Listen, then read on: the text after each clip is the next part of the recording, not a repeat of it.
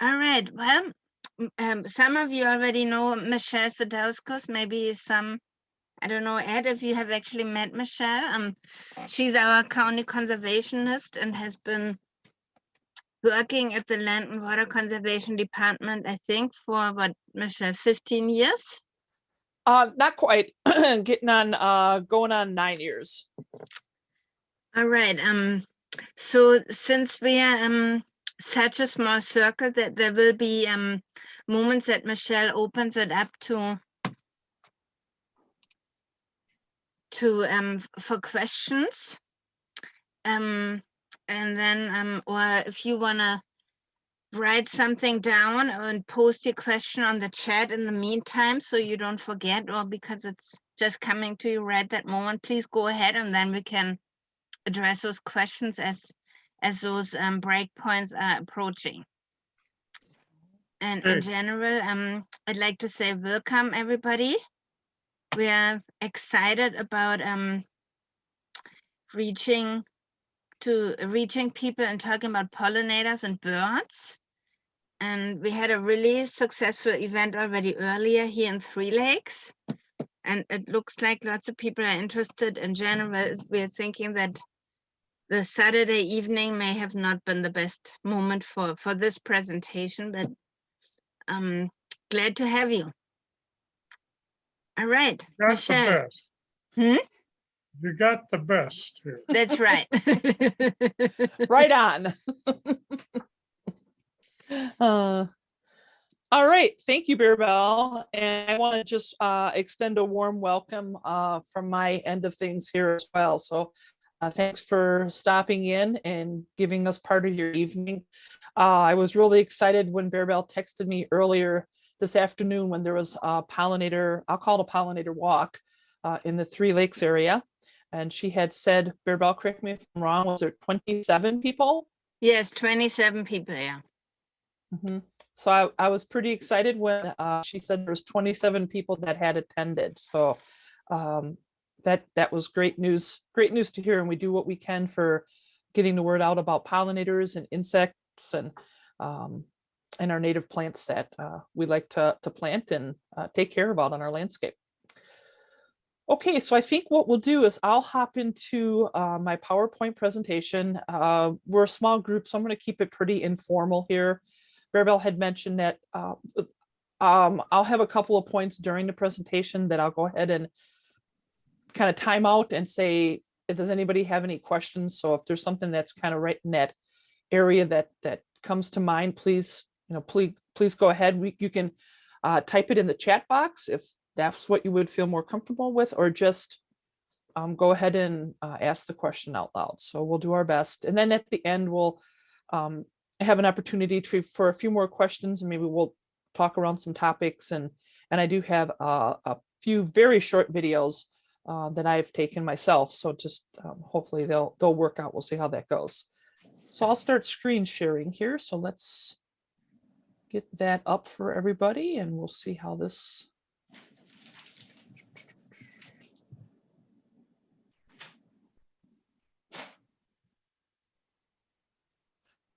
Okay, Bearbell, do you see the? Yes, cover photo. The title slide. Okay, perfect. So, all right. So, so today's talk. I'm just going to adjust a little bit here with what I have on screen here.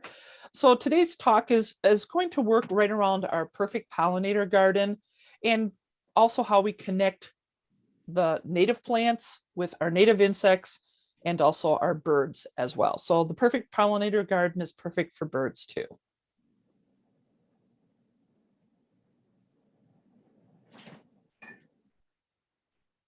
Okay, Bearbell, just to double check, you see the next slide? Roadmap. Perfect. Okay, so just to make sure there's not too much of a delay, so I'm not kind of talking on and everybody's seeing a little bit something from behind here. So just a roadmap for today, just what I will just talk about and kind of show where we're going for today's presentation. I'll give a little bit of background on insect decline. What can you do? And that's really, to me, the most important part of the presentation, because each of us can do lots of little things that all have a great big effect on pollinators and insects and helping our bird populations out there in the North Woods. And then we'll spend a little time on the perfect pollinator garden. So insect decline. So let's start here and just think about the biodiversity of, let's think about the animals on Earth in our North Woods in America. And then we start thinking about how many insects that are out there. And it's somewhat staggering. In fact, it's really hard to grasp 30 million species. I was just out at the greenhouse this morning and I had all my plants planted and just take a little time. And I was looking at some of the native plants, and within just a small area, I mean, there's 3 different spiders, there was some different flies, there's different caterpillars, and that was just within a few inches. So there's so many insects that are out there. But sadly, what we've been seeing is that a lot of the insects, we're starting to see a decline. And insects themselves, they do such many things for the health of our ecosystem and our Earth. They pollinate our food, they recycle dead things, they supply us fiber and raw materials for us humans, and they certainly provide food for birds, mammals, and fish. So they are absolutely critical to our food chain and our ecosystem. So they are that pinch point, they build that base. And sadly, like I said, we've been seeing a lot of the populations plummeting just with numbers that we've seen not only in North America, but across the world and in Europe.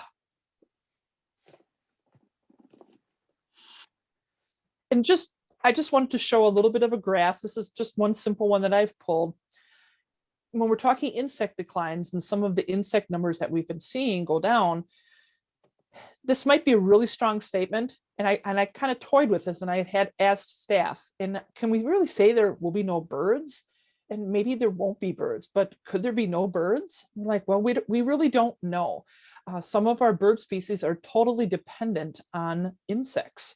And if you look at the common nighthawk here, just if you look from 1970, we don't have to look at the numbers, but just look at the downward trend of this graph from 1970 all the way to 2010. And those numbers are significantly lower. We've really seen with our common nighthawk, which is an insectivore, what they call, dependent on insects, the numbers are quite frighteningly low.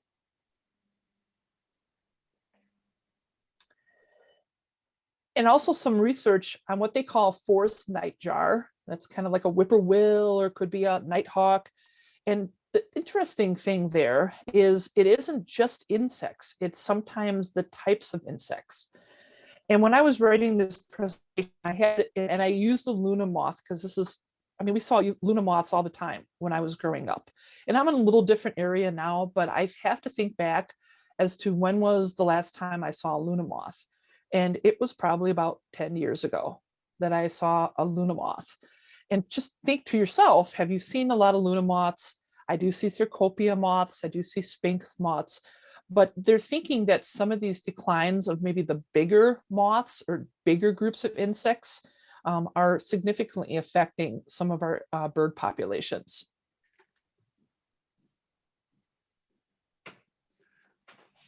Which kind of brings us back to what the talk was this afternoon when everyone was out looking at pollinators and native plants.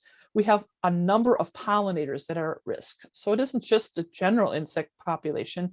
We have a lot of pollinators. And if you take a look at this slide here, and there's 3 pictures of pollinators, and especially the iconic monarch butterfly. All of these are or have been seen in Wisconsin.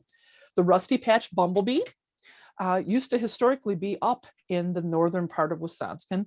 And there's populations that are in lower and central Wisconsin, but that is actually a federally endangered bumblebee.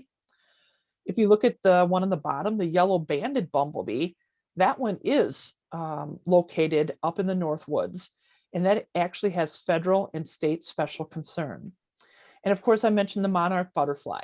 Now, it was under petition to be listed as federally endangered, and it still kind of is in that gray zone to where they did not list it. But I know a lot of groups are working toward that, and they're still looking at that possibility of listing the monarch butterfly. And there's a couple of populations, especially the Western population is at extreme risk of extinction. There's just so very low numbers with our monarch butterfly, the Western population.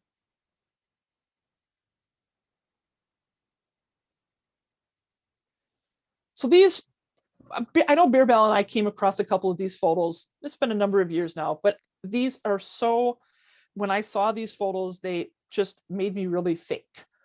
This is a picture of the Whole Foods produce department. And this is when we have bees. And bees do so much pollination work with so many of our vegetables, our fruits. So here we are, lots and lots of fruits and veggies in the produce department. Let's take a look, see if we didn't have bees actually pollinating. It looks pretty sparse. I mean, there's lots of fruits and veggies that we won't be able to have if we did not have bees pollinating those particular veggies and fruits.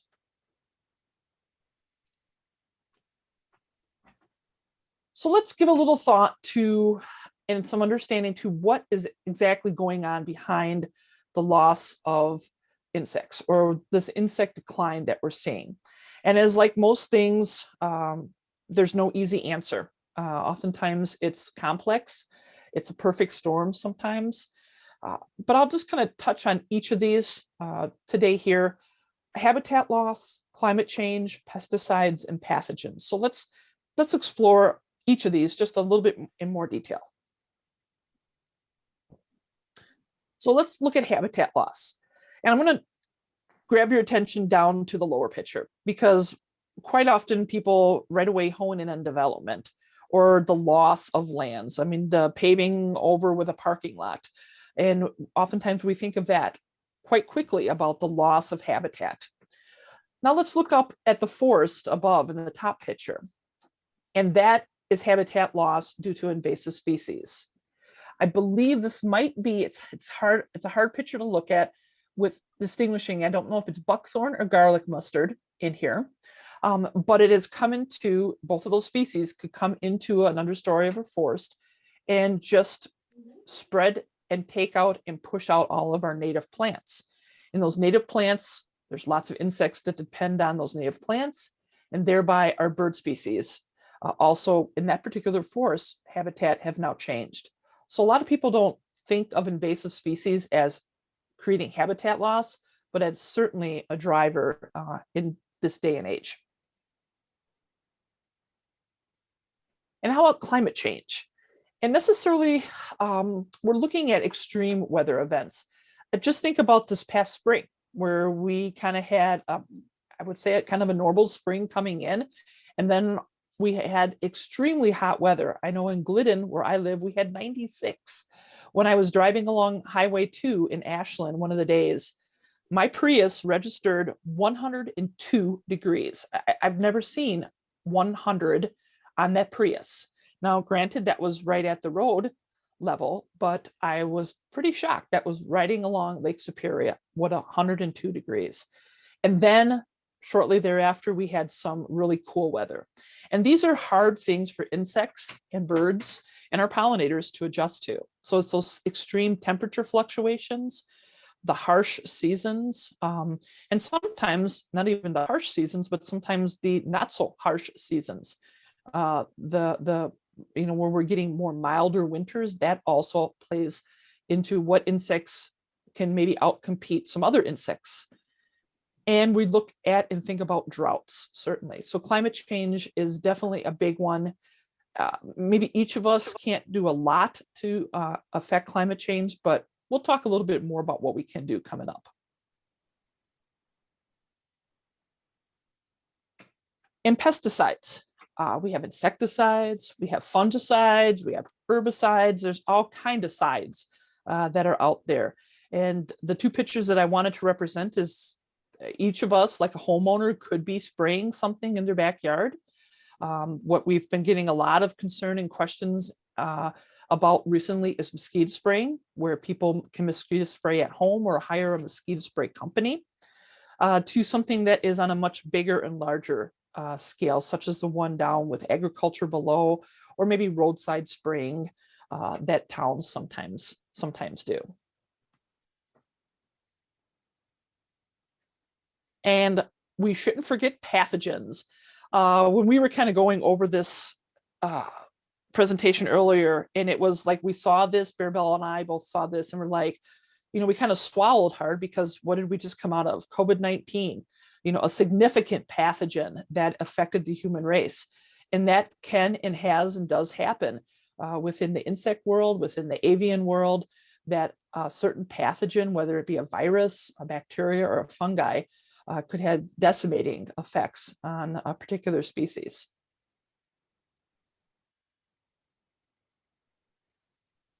Okay, I think I'll time out just for a second here.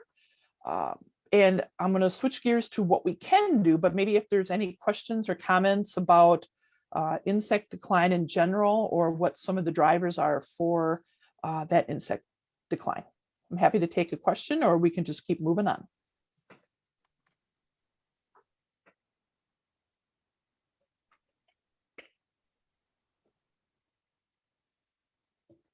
Okay, we'll keep moving on. So this is kind of the fun part to me, and hopefully that everyone can take a little bit of something away from our discussion today, is what can we do? And oftentimes when there's a complex problem, yes, it means there might be a complex solution, but oftentimes there's lots of little things that we could do that can make things better. And that is certainly the case with helping our pollinators and helping our insect friends that are out there, and helping our birds up in the area. So I'm just going to show this just quickly up here. I'm going to go into each of these a little bit more detail. And so these are going to benefit insects and birds. So keeping a little wild on your property. We're going to talk about pesticide use. Oftentimes, I mean, this is kind of probably my favorite, reducing light pollution. In many and you'll understand in a little bit. And then planting a pollinator garden. So let's take a little bit more better look at each of these. So have a little wild in your yard. This is a picture of our backyard. We have kind of an unmowed area. This is taken early in the season. The grasses aren't too very long right there. They get definitely up to knee high and above. So, and oftentimes when people hear brush pile, and I had to write, people think, oh my gosh, fire hazard. Oh my gosh, snakes. And it's like, oh, we can't add something like that to our property. That is just, oh, I don't think we could do it. But adding a brush pile is one of the most effective ways that you can actually provide a bit of habitat for a whole bunch of different wildlife species. That pile of wood right there, I have to kind of smile each time I see it, because we have been in our house over 10 years, and there was a fire ring that was out in the backyard with that bunch of logs. And we looked, and there's all kind of things crawling and growing on it. And, my spouse and I looked at each other like, we can't disturb this. So over 10 years later, there is the pile of firewood. But it's home to birds and bees and insects and spiders and snakes. And then what we do is in back of it, we add like the old Christmas trees or some of maybe the old sunflower stalks. And this is just a haven for it. It's always busy. There's always something going on. We're always seeing garter snakes, or we're always seeing birds flitting in and about.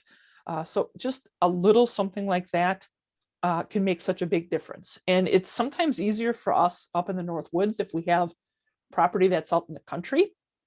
But even if you're in a city such as Rylander, oftentimes just having a little spot in the back part of your yard just to kind of devote to a little bit of habitat is a big deal. You'll be surprised at how much wildlife you bring in.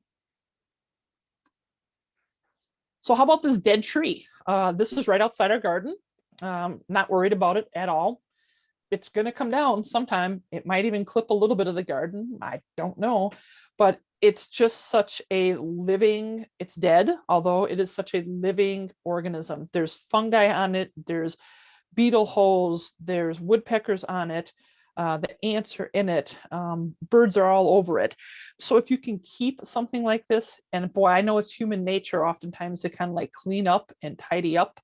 And sometimes it creeps up into, my world too, and in my head, but it's like, leave that be. It's creating such a great reservoir for our insects and bird friends out on our landscape.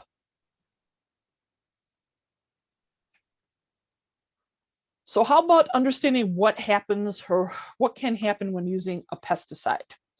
And all too often, we have all these pesticides that are on the shelf. They kind of grab and go. People don't think twice. People think, I have a problem. I have ants. I got to get something to spray it with to kill those ants. I have something going on my roses. I got to get something and kill something to make those roses all be, particularly pretty. And many of these insect and grub killers or weed and feed products contain I call them neonics because I have an awful time in saying neonicotinoids. So neonics it is for me. But that particular pesticide, and not all of these have it in it, but the neonics are extremely toxic to birds and invertebrates, and even in small quantities. And I just put this up here. The American Bird Conservancy there was some research in that they said even a single seed that's treated with a neonic could kill a songbird.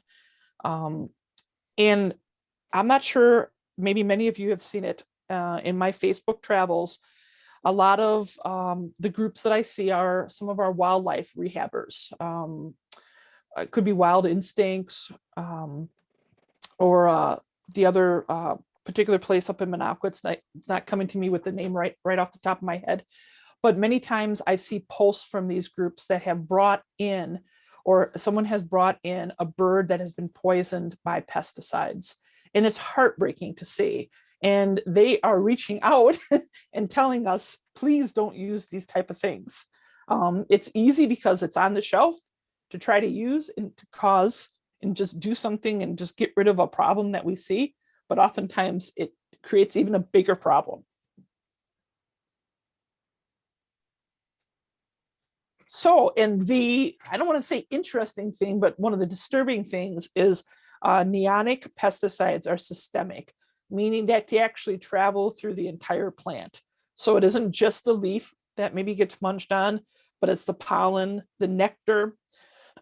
And I have seen some research done, not on our ruby-throated hummingbirds, but on another northern hummingbird, I believe it's up in Canada, that a lot of that particular neonic pesticide was contributing to hummingbird declines because our hummers would go in and actually look for nectar on some of these flowers that were treated with neonics, and they were suffering the consequences. And not to pick on any particular box store and not to pick on any of us, but oftentimes we unknowingly are using neonic contaminated plants in our own gardens. And I stress this to groups I have talked with, master gardeners or just gardeners, people that are interested in environment. They want to help and they go out and they buy plants, and some of them could be contaminated and they're actually bringing something not that great back into their landscape. So what I always suggest to people is kind of get familiar with where you're buying and how you're buying, read the tags, ask questions, go to some of our local nurseries, ask those questions to kind of see what you can find out. And if you can't, or if they're really not saying, hey, this is pollinator friendly and this is why, then you might want to pass on that particular plant. And this is my model, or one of my models, is don't overreact. When things are eating leaves off your tomato or eating the rosebuds or whatever it may be, don't overreact. So many plants can tolerate insect damage.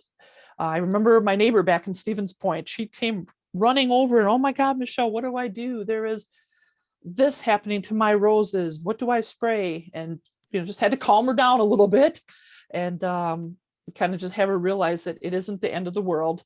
And many plants and most plants can survive that. So don't overreact and kind of let things kind of be. And most times they'll just work out. And not promoting pesticide use by any means. But if you absolutely feel you must use a pesticide, please think of when you're spraying it. Make sure it's not windy, not when our pollinators are active, and not when the plants are in bloom, because otherwise you're just setting yourself up for failure with our pollinators that are working your landscape. And realize too that there will be negative effects. Oftentimes we hear the term, there is no free lunch, and that's very true. There will be negative effects, sometimes larger, maybe smaller than what we could imagine.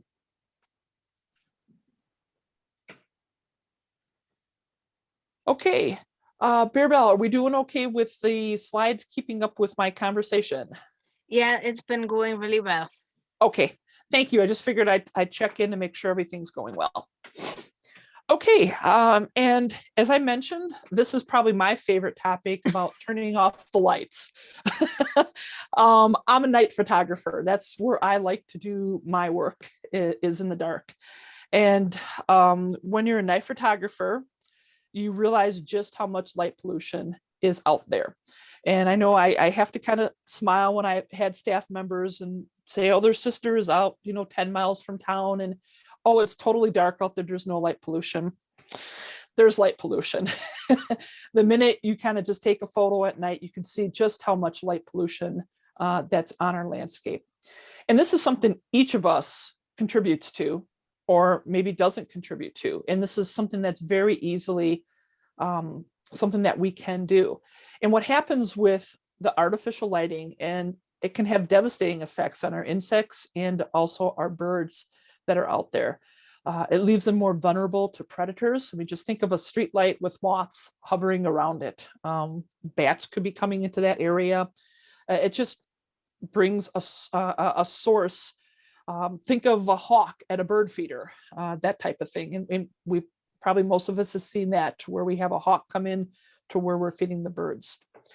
And sometimes, especially with lightning bugs, they have difficulty seeking out and finding mates. So if we have lights that are all outside and lots of lights happening, they use lights to actually reproduce, find each other, and have the next generation come upon us here. So some things that I stress, and these are very easy, simple things, is make sure that you have your fixtures that have shades that are pointing down. So there's really no need to be pointing out to have that lake or that light shining across the lake, or just shining out into the road. Try to have your shade pointing down. If you choose warmer colored lights, blue light is much more disruptive. And you see that nowadays with, even reading glasses have, tints to it that knock down that blue light, or our phones with kind of a lower light level. Installing motion detection lights. So instead of, my sister, I think fondly of my sister Jean, who passed away a few years back, but she would have, that big ungodly light in her driveway that she would pull up to, and it was on all night long, every night.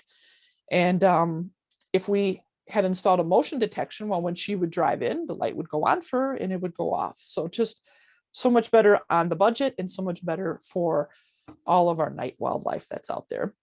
Or put your lights on a timer. That works really well too. I love my Christmas lights. So it's not that I am against lights. I just try to light smartly. Right now we're kind of in firefly season, and my lights outside in the garden, whatever it may be, are all turned off. And I had to kind of put this down there and say, ask yourself, how many outside lights do you really, really need? And with a smile. So, but lots of little things there that each of us can do, and each of us making a little bit less light creates our town and our area from having a little bit more light.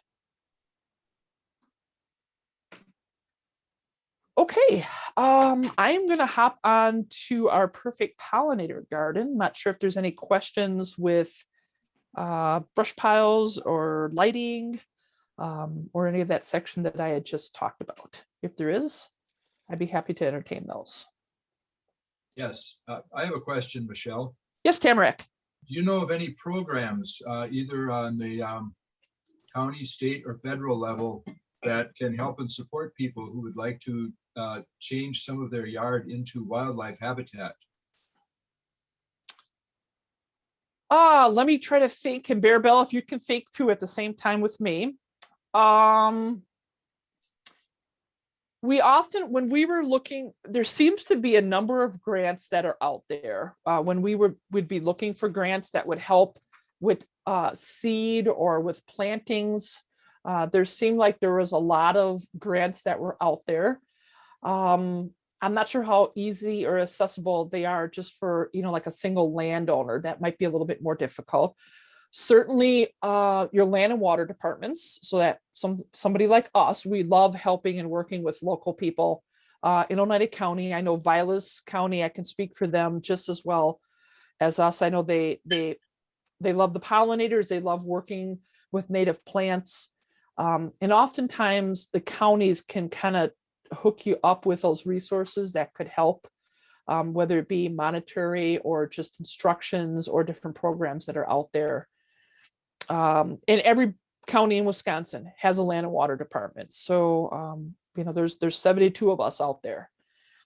I know there's Bear Bell, you might know more about the Wild Ones chapter. Maybe you could make a mention of that, or.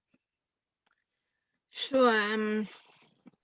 Yeah, there's a native plant and gardening group, I guess. It's on a national level. The nearest one I'm aware of, which would be called the Wild Ones, is out of Anago. However, yeah, they would certainly be available for any questions in reference to native wildflowers. There's also some resources out. There's Doug Tellamy, who has helped to produce several movies on the topic and has several books out on how a native habitat or wildlife friendly habitat will promote wildlife. Mm-hmm. Thanks, Bear Bell. Does that help, Tamarack? Yes. I have another related question. Yeah. When I talk with some people, they're all for doing something, such as a brush pile or providing some wildflower habitat and providing some plantings that would provide food for wildlife and birds. However, they're so concerned about what their neighbors are going to say that, the one common complaint that I hear that people get who've attempted such a thing and quit on it is that people think that they're just not keeping their yards up. They're just letting them go. And I'm wondering if there's some kind of a sign that people could post, if there's something that is available for people, that is an educational sign that people can put in their front yards to show that they're not just lazy. Keeping it, not just lazy, not just keeping an unkept yard, but they're actually doing this intentionally, and it would have a positive rather than a negative effect on the neighbors in the neighborhoods. Yep. And that's a really great question, Tamarack. And it's funny you asked, because it's quite timely. I just the town of Crescent approached us and wants us to help with a roadside pollinator planting. And they had one of their supervisors had reached out and had asked about such a thing, a sign. And I said, I have some examples of signs, and very easy for me to send those along to him. And also said to him, we have out of our department thought of this in the past, but just have not settled on this is what we want to put out, or this is what we can put out. And I see the need for something like this. There's things that we're happy to share. And sometimes it may not even need to be a big fancy sign. Sometimes it just needs to be an 8.5 by 11 sheet of paper that can get laminated, that goes on a little stake.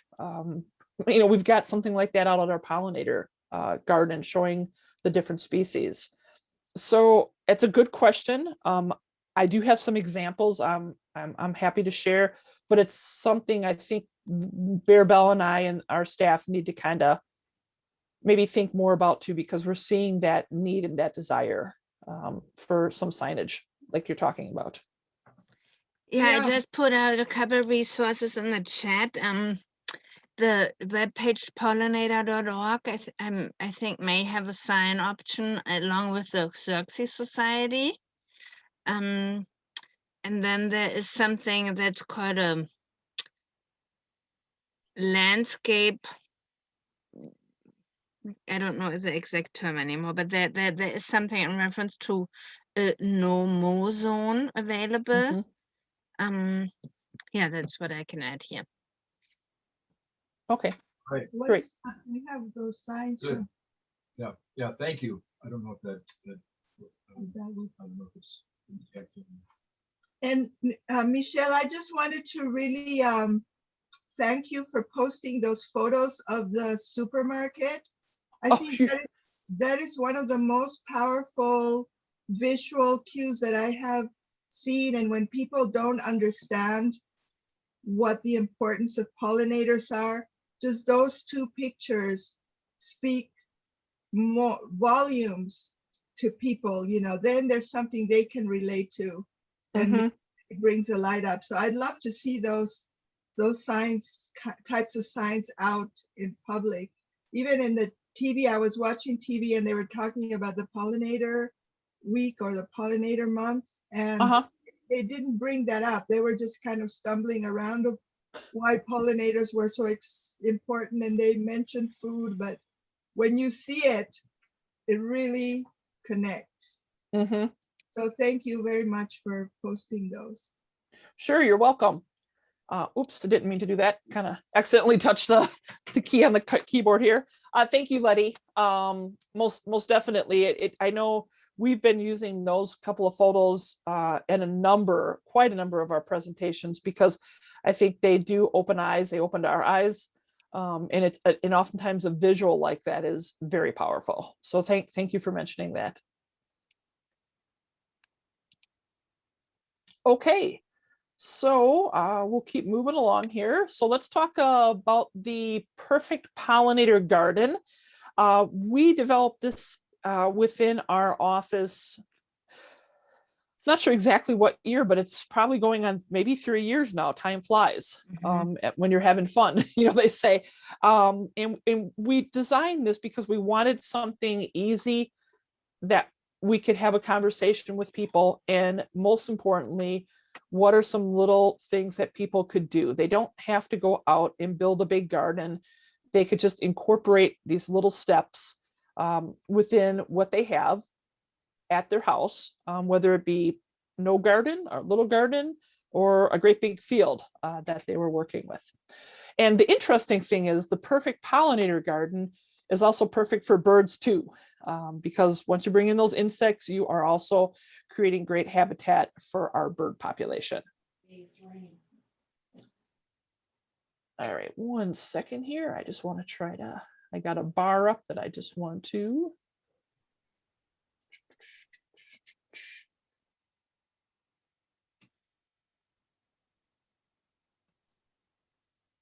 Okay, so the easy thing here is when, we've heard the saying a million times, from the Field of Dreams movie, if you build it, they will come. And that is the same thing with native pollinator habitats. So study after study shows that once you go ahead and build native pollinator habitat, you are going to increase native pollinator numbers. We've seen it time and time again for ourselves. And you don't have to do the whole garden. Like I mentioned, you could just integrate native wildflowers into your garden as much as possible. So you might have a regular garden. You just want to put some native flowers into your garden. That would be fantastic. It doesn't have to be all native or a whole bunch of plants, just integrating native wildflowers into your garden. Hey, Bearbell, you're not seeing you're seeing just a slideshow, correct? You're not seeing the bar. No, I'm not seeing any bar. Thank you. It's on my screen. I can't get it off. I just want to make sure it wasn't on everyone else's that I'm sharing. Okay, I can deal with it as long as you are able to see everything.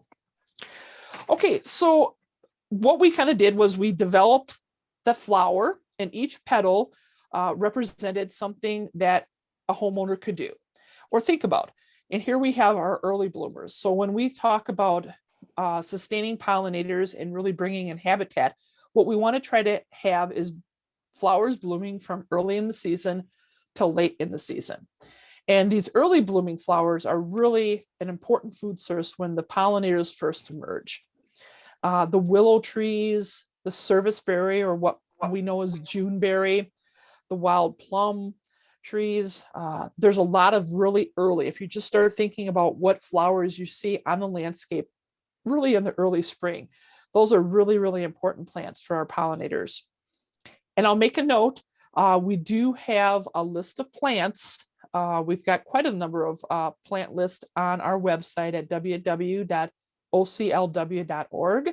So please feel free to visit that. We've got quite a lot of pollinator resources at our website. And then conversely, we have our late bloomers, also just as important. These are oftentimes when the monarchs are starting to migrate down south, are species that are, dependent and those late summer blooms. You're looking at New England asters, which are going into September, even October. You're looking at the rough sunflowers or different sunflowers that are on the landscape. So those are late bloomers. So those are really important for late bloomers. So if you can really stretch that out from spring until late, that would be really great. Well, Michelle, that rhymed. Oh, didn't even notice. So shrubs and trees, and so many people don't think about shrubs and trees as being important for our pollinators. Look at the pictures down below. Our maple trees, those are maple flowers really early in the spring. Those are usually a buzz with whatever pollinators are out that early. Our basswood trees, I know the city of Rylander has a number of basswoods, or if you're into more of a deciduous forest, basswood is often in those forests. Just very aromatic and just a bee magnet all over basswood trees. And of course, our willow species. So those are some trees that I wanted to list, but we've got all kind of shrubs that are out there as well. Like blueberries are considered a shrub, cranberries. You're thinking also, trying to think, there's native honeysuckle, lots of trees and shrubs that are really good out there for our pollinator species. And we don't have to overthink this, but there's some guidelines that are out there, and I really want everybody not to overthink this, because even adding a few pollinator plants or a few native species into your yard is going to be helpful.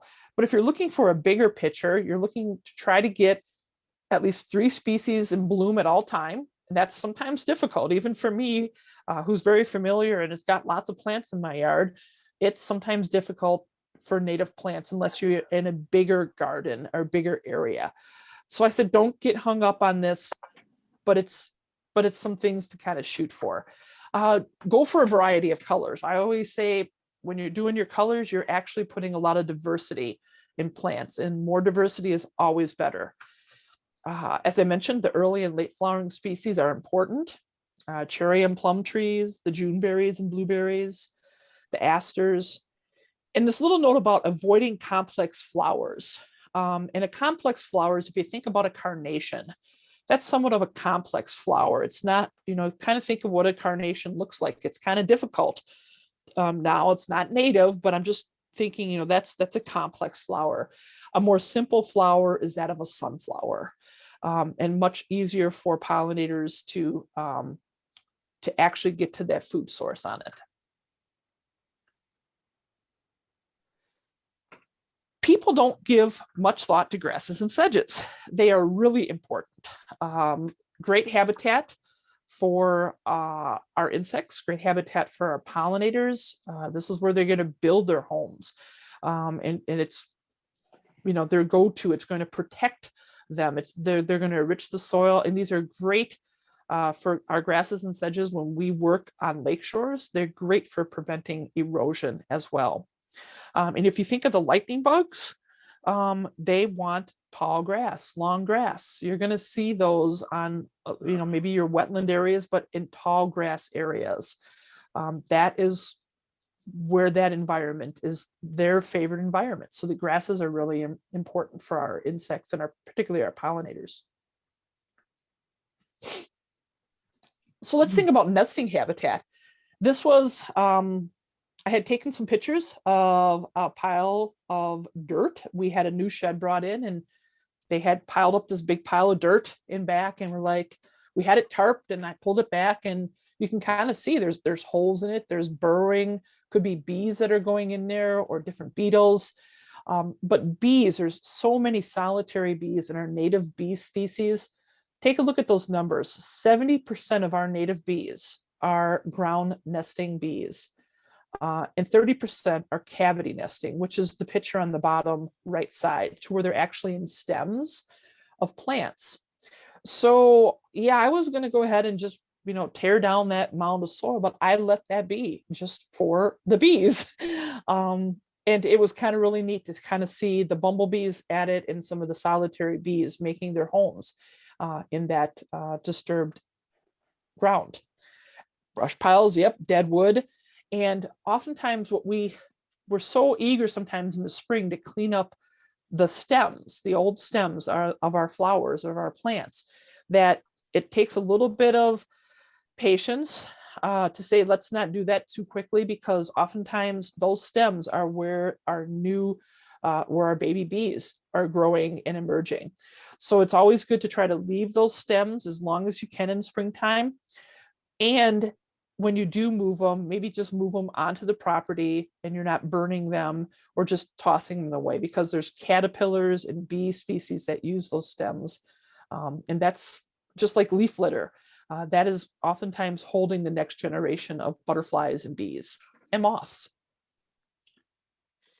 Michelle, there's a question here in the chat. Do you want to address something now to the topic that has been passing? Sure, that's fine. Okay, so there's a request that you would address why native plants are specifically important for native pollinators and the difference between native pollinators and domestic/commercial ones. Sure. Good question. I think the easy way to look at it is our native bee populations and native pollinator populations have evolved with our native plants over time. And that's the easiest way to kind of look at it. Their best bang for their buck is, what they're depending on and what they coexisted with and evolved with. So when we bring in native plants, we are feeding our native pollinators. Now, that's not to say that I don't garden with annuals and some other perennials. Those certainly have nectar sources and they have food sources, but it may not be the best for the bees and our pollinators. And we also have to remember too, it's not just let's think about not just the mature stage, but let's think about the caterpillar stages on some of these as well. If you're thinking of monarch butterflies, what does the monarch caterpillars rely on? It is milkweed. That is what monarch caterpillars eat. So it's that food source. So it's not only the nectar that the adults are depending on, but even our hawthorn tree in the backyard, there are moths and butterflies that are specific. They're caterpillars hone in and eat those particular plants. So it's not bad to have annuals and other plants in our yard, but the best thing to do for our native pollinators is to give. First part of the question, what was the latter part, Bearbell? The difference between native pollinators and domestic/commercial ones. I would imagine they're thinking bees. Probably. Okay. The honeybee, is it is a European bee. It is not a native bee. That's a good question. Recently, I've been seeing some questions and some reports about our native bee species being affected by high, like the European honeybee species? Are we seeing declines in our native bee species? So that is starting, I think, to be studied a little bit more. Are we seeing could that be actually adversely affecting our native bee populations? And oftentimes bumblebees and some of our native bees actually even pollinate better. They oftentimes work in cooler weather.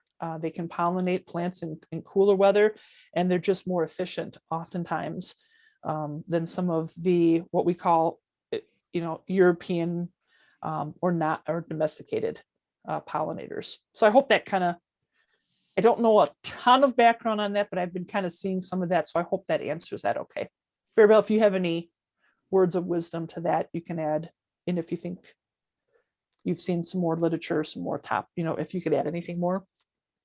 Yeah, there are also a little bit of different options for the pollination, and that's more the comparison between the European honeybee and the bumblebee.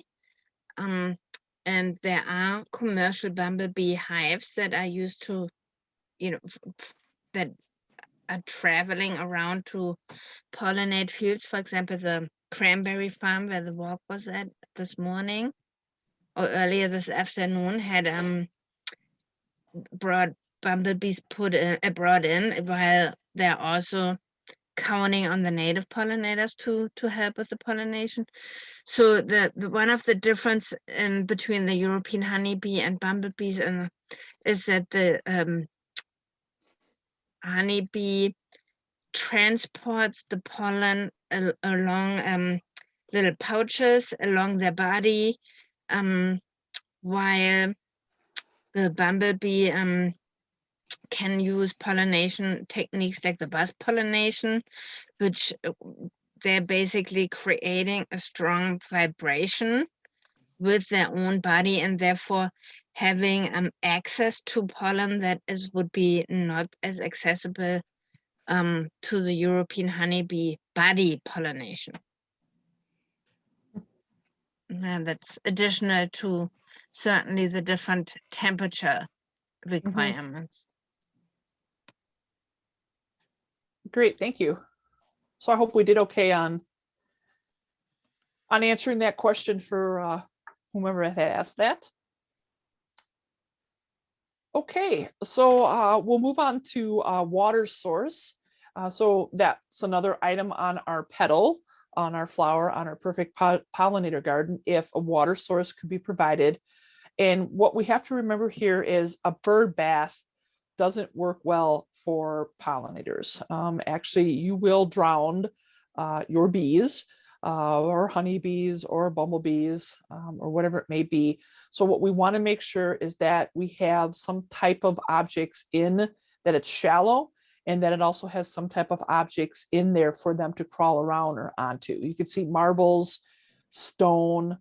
There's like a little chick feeder water there that has stone in it, and then looks like some cork that's floating in there. So just kind of keep that in mind. A water source is great.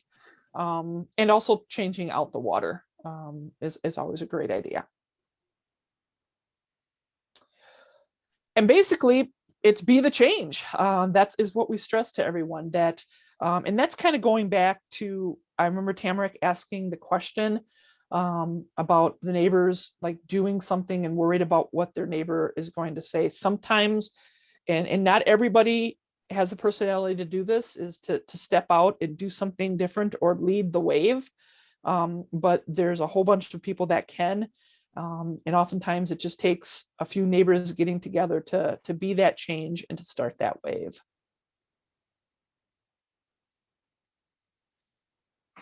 And I just wanted to leave, well, I shouldn't say wanted to leave, because I did add a few videos onto this, but just how important birds and insects are. I'll just take a couple seconds here just to, where they feed our spirits, they mark for us the passage of the seasons. So they're totally important for us, physically, mentally, and for the health of our world.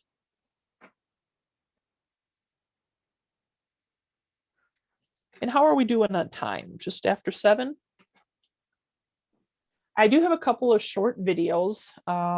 If everybody is okay with, they're not very lengthy. I could tackle some questions, or would we like to see the videos and tackle questions, or if anybody would have a preference, I'd be happy to hear. Yeah, let's look at the videos. Okay. All right, so these are nothing huge, but just something I try to capture. I've got a little greenhouse, and many of these are just kind of releases from the greenhouse, but these are just some of our insect world. I love our insects, and this is just a different view. I'm not sure what dragonfly this is. Didn't have enough time to ID this one, so I'm not even going to guesstimate on it. Some I know. This might be a simple one, but I just don't have a name for this one. But let's see how these videos work.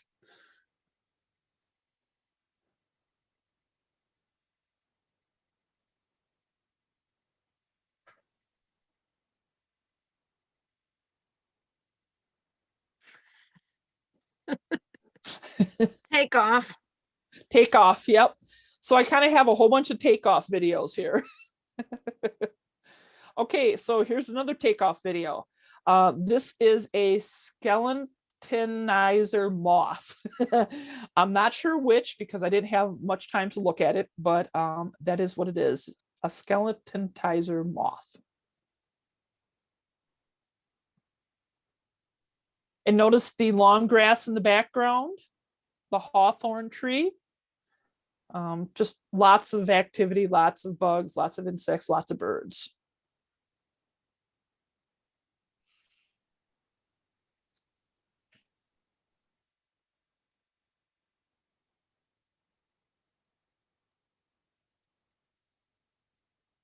You can see these antennae are pretty cool, fuzzy.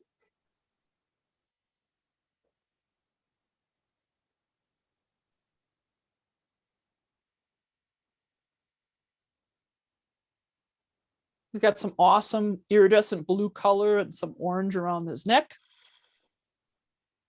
And one more video. This is my favorite. Well, not video. This is my favorite insect.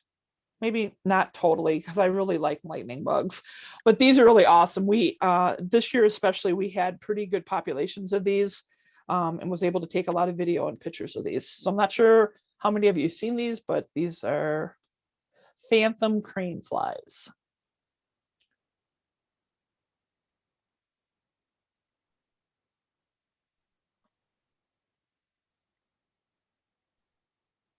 And they actually have air pockets in their, like there's little nodules on their feet. And they got air pockets, so they just kind of, almost they're kind of ethereal, just kind of floating. When you see that black and white floating through the atmosphere in the landscape, just kind of cool. Yeah, what did you say what the name was? Those are phantom crane flies.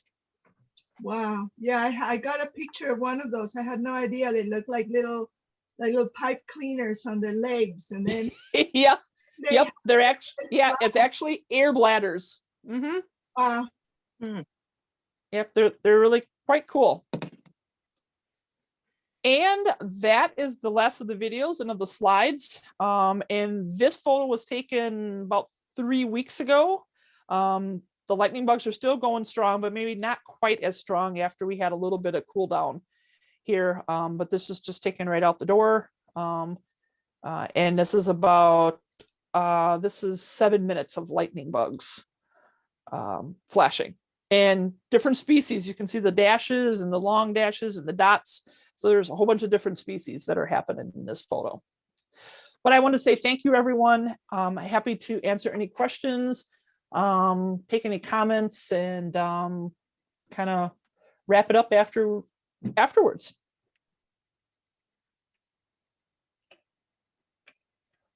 And I will stop sharing, or how are we doing here? Mhm. Well, thanks for the lightning bugs. I was in Madison and I saw some a couple weeks ago, but I haven't seen any up here. Yeah, they were, Ed, they were pretty good. They've slowed down a little bit these cooler nights. Oh, They've kind of slowed down a little bit. The moonlight kind of Now we're full moon, so they'll be a little less strong with the full moon. And they go to bed kind of early. So by 12:30, they're usually done. Yeah, I go to bed earlier than that. All right. All right, that's what I've got, everyone. So hope you enjoyed. I just urge everyone to hop on our website. We've got lots of resources there. Give us a phone call. We love to talk pollinators. We love to talk insects. We love to talk land and water, lake stuff too. So, but if there's not any other questions. This video is in your library. I can get back to it or no? Yeah, Bear Bell, we'll end up posting this presentation on our website, but yep, it will probably most likely get it up Monday. Okay. Enjoyed it, obviously. Otherwise, I wouldn't ask that question. Yeah, yes, and you can always, refer to it if you talk with other people about the topic. Yeah, just spread the word. That makes a difference. Yep. Very Thank you. definitely. Thank you, Ed, for attending. Any other questions? So if somebody, if I have a friend that would like to see I tell them about it and they'd like to see it, what would I share with them? The Land and Water website or? Yeah, that might be the easiest, Letty. The oclw.org. Oftentimes, like that'll take you to the main page. And Jonna does a good job with keeping like what we're doing right now, right on that main page. So most likely we'll announce this, the presentation that happened and that we have the recording and it's out for people to view. And that stuff doesn't go away on the page. Sometimes it might drop down a little further, but yeah, just our link, our website would be the easiest. Mm-hmm. Great, thanks a lot. Thank you, Michelle. It was a really great presentation. You're welcome, Letty. Thank you. Yes, it was great. Thank you for all the energy you put into this. Thank you, Tamarack. And still looking forward to seeing some more of your photos of Aurora Borealis. And Well, great. well, Letty, I can easily change the background here. So if you just like pause for 1 second here, we kind of went through a few of these earlier. Wow. We got this one. Wow. And this is what they call like a Steve effect up here where it's got these green bars. Wow. What was And the then name of the effect? Steve. It kind of happens a little bit above the base. It doesn't happen every aurora, but then oftentimes there might even be like a shooting like purple beam with it. I didn't see that nor catch that. These weren't really strong, but it was there. And then this is probably, I'll save the best for last. Well, maybe not the best. Oh, wow. Ooh. Yep. Michelle, say something again so it comes back on full screen. Say something again. Oh, I see what you mean. I'm like, say something again. What are you talking about? And this was just this past spring, probably early winter. Wow. One of our stronger storms. That's gorgeous. Yeah. What Wow. time of night did you get those photos? These actually, those are actually pretty good timing. They were probably going in the 9 o'clock, 10 o'clock Wow. range on those. I think some of those stronger storms, I missed the one on the equinox and solstice usually have oftentimes good storms. So I missed the one on March 21st because I was tired and went to bed.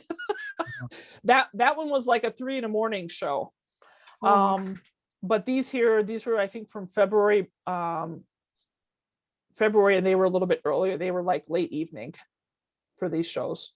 Wow. Yeah, I haven't seen the aurora like that in years. Yeah, it's been quiet now.